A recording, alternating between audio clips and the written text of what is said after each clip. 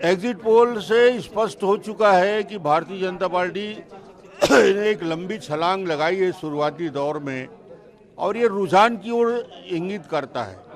कहाँ 15 सीट से 48 सीट तक हम जाते हुए दिख रहे हैं, मगर मेरी मान्यता 48 सीट तक नहीं है।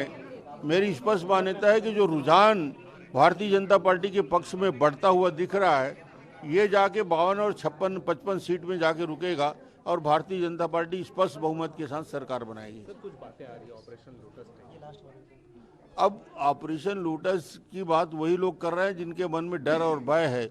यदि आपने कुछ गलतियां नहीं की तो उसके लिए चिंता करने की जरूरत नहीं।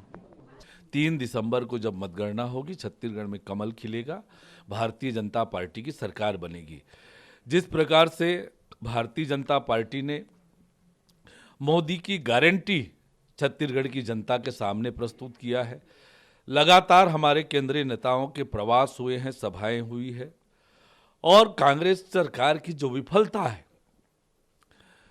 हर वर्ग को कांग्रेस की सरकार ने ठगने का काम किया, धोखा देने का काम किया, छत्तीसगढ़ को अपराध का गढ़ बना दिया, नशे का गढ़ बना दिया, भ्रष्टाचार का गढ़ बनाया, विकास पूरी तरह से अवरुद्ध किया।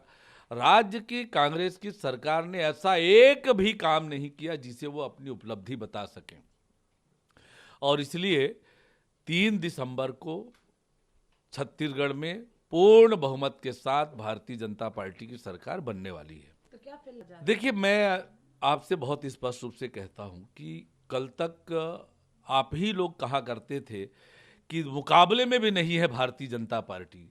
आज एग्जिट पोल में आप दिखा रहे हैं कि हम मुकाबले में हैं, पर यह सीमित सैंपल साइज का है। मैं पूरे आत्मविश्वास के साथ, पूरे दावे के साथ कहता हूं कि 3 दिसंबर को आप देखिएगा कि छत्तीसगढ़ में पूर्ण बहुमत की भारतीय जनता पार्टी की सरकार बनेगी।